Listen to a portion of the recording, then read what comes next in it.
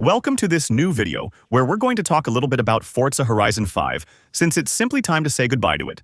Starting next week, from May 15, 2026, that's when the early access editions of Forza Horizon 6 release.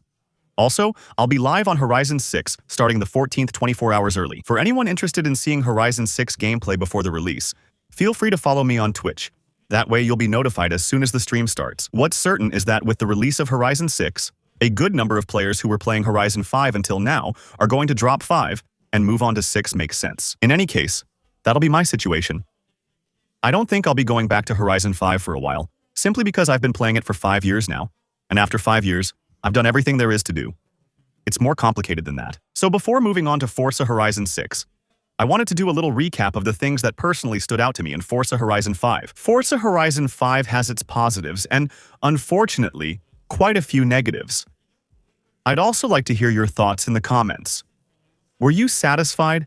And what did you take away from the game? Feel free to let me know in the comments. And for everyone who wants to switch to Horizon 6 at a lower cost, don't forget that it's 30% cheaper through my instant gaming link, which will also be below this video. Well, what I took away from Horizon 5 overall is that it was good, but it was boring. There are definitely some things you have to give Forza Horizon 5 credit for. With Horizon 5, we got back that vacation vibe that we might have missed a bit in Horizon 4, which had a much less sunny map. Indeed, there's nothing to criticize about Horizon 5 graphically either. It's a very beautiful game. Even though Horizon 6 is clearly a step above, until it comes out, the benchmark will remain Forza Horizon 5. The car list is impressive. We ended Forza Horizon 5 with over 900 models. It's the most varied and largest selection we've ever had in a Forza Horizon game. There's something for everyone, and we ended up with many modern cars. When Horizon 5 launched, people did complain about the lack of 2020s or newer cars, but they really made up for it in the last few years of Forza Horizon 5 updates. So, a lot of recent cars, but also a lot of less recent cars. Some classic cars too. From all countries, from all categories. And also a pretty cool thing is that in Horizon, we actually got quite a lot of race cars. We've always had some in Forza Horizon, but this was the first time we had so many packs dedicated just to race or track cars. There's also the release on PS5, a major event in the Forza world, since it's the very first time that a Forza game, any Forza, whether Motorsport or Horizon, was available on PlayStation, and that was really well received. Horizon 5 on PlayStation 5 sold 5 million copies, making Horizon 5 one of the best-selling games of all time on PS5. It's pretty strange to think that one of the best-selling games on PlayStation is actually an Xbox game. Additionally, driving in Forza Horizon has always worked well in Forza Horizon 5, though it was less realistic than in other Forza titles and Forza Horizon 6. Say what you want, but the driving in Forza Horizon 5 is still among the most enjoyable we've had in an open-world racing game. So there are a lot of big positives, that's true. The driving, the graphics, the car list, the fact that for the first time in history, players from around the world can access it, except for Nintendo players, but, well, that's your problem. That's a lot of very positive points, but personally, I wouldn't put Horizon 5 among the best Forza Horizon experiences. I was never able to recapture the enjoyment I had with Forza Horizon 3 or Forza Horizon 4. With Horizon 5, it's due to several things, several points that I personally would really put in the negative column. They didn't ruin the experience because, personally, I still consider Horizon 5 to be a very good racing game, but there are still quite a few things that kind of spoiled the experience for me, that kind of annoyed me. For example, the map. For me, I think that was really the biggest negative point of Horizon 5, and honestly, at first, I didn't expect that. At first, I was really happy to find a truly sunny map again, with that vacation vibe we lost in Forza Horizon 4. But the map in Horizon 5 is too flat. It's too boring. There's too much desert, and there aren't enough cities. It's a map that was designed for the Battle Royale mode.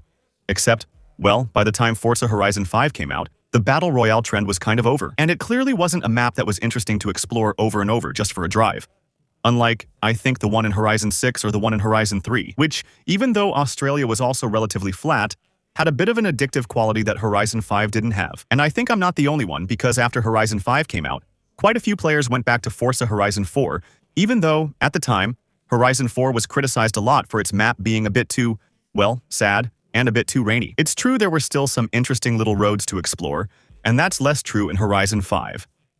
Also, I have to say, the season system in Horizon 5 spoiled my enjoyment. Well, the double season system, first the seasons like spring, autumn, summer, they lost a lot of their appeal in Horizon 5 because, basically, it was always the same, actually. It's hard to tell summer from autumn, from winter, from spring, because it's always the same. Well, sometimes it rains a bit more, sometimes it rains a bit less, but winter was useless because there was no snow. And in the end, this season system was only in Forza Horizon 5 to serve as a base for the other season system, the one for Forza Horizon updates. Indeed, every month we had a new season in the game, with new cars added. It changed every Thursday.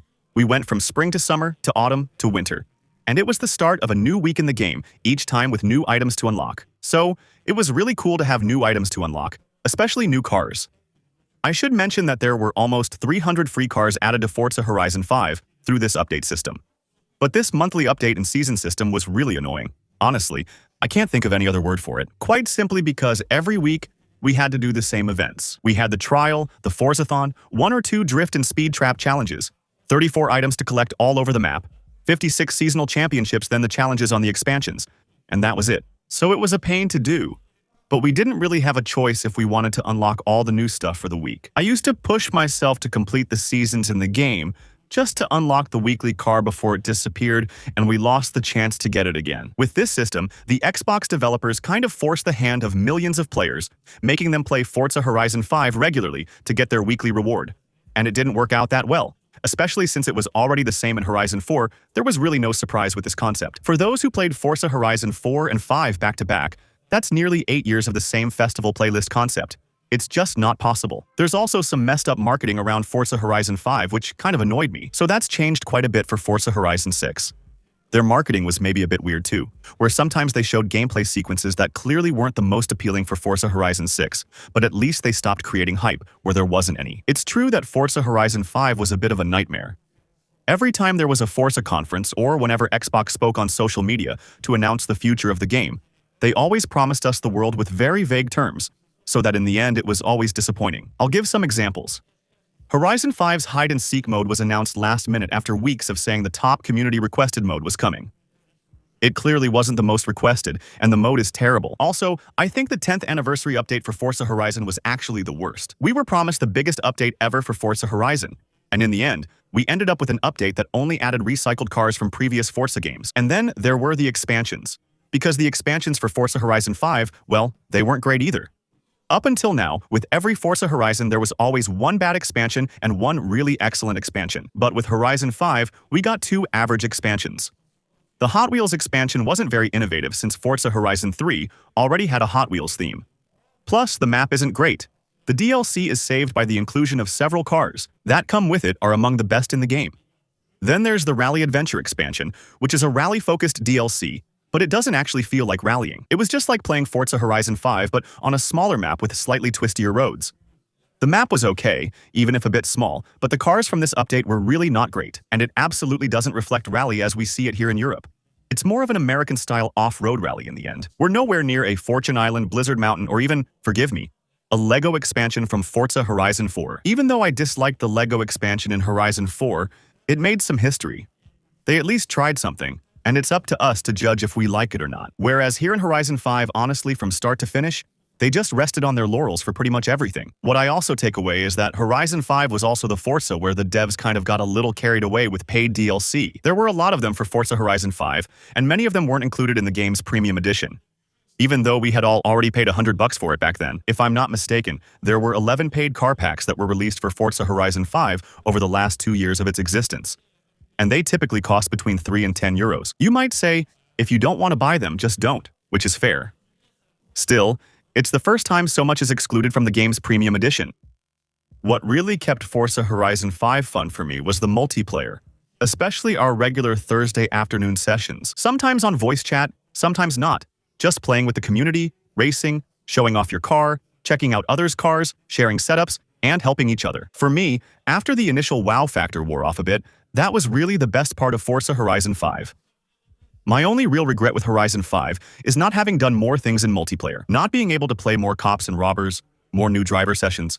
Those are things I loved doing in Horizon 3 and Horizon 4. But the way Horizon 5 was designed, with the lack of private servers, made it really complicated to organize that kind of event. Sometimes we'd end up in RP sessions with uninvited non-RP players. Aside from that, I admit I'm leaving Horizon 5 with few regrets, and I'm really happy to move on to Horizon 6, which takes place in Japan. I hope I'll have the chance to see you again regularly there and organize more multiplayer events. So maybe this sounds a bit harsh, a bit bitter, It's up to you to tell me what you think. Your thoughts on Forza Horizon 5 and your main takeaways. I've played Forza Horizon for 5 years, and if I'd only played it for 3 months and maybe discovered it in 2025, my opinion would be very different. I have to point that out. Starting on the 14th, we'll meet again for Forza Horizon 6 videos and several live streams to test the game. Let me know if there are specific Horizon 6 videos you'd like to see. Cars. Types of concepts you want to see as a priority. Leave them for me in the comments as well. Don't hesitate, it's really now that I can actually record things for you in advance, to show you things that you'll enjoy. On my end, I'll stop here. I'm uninstalling Forza Horizon 5, and I'll see you in a few days for the release of Horizon 6. Bye.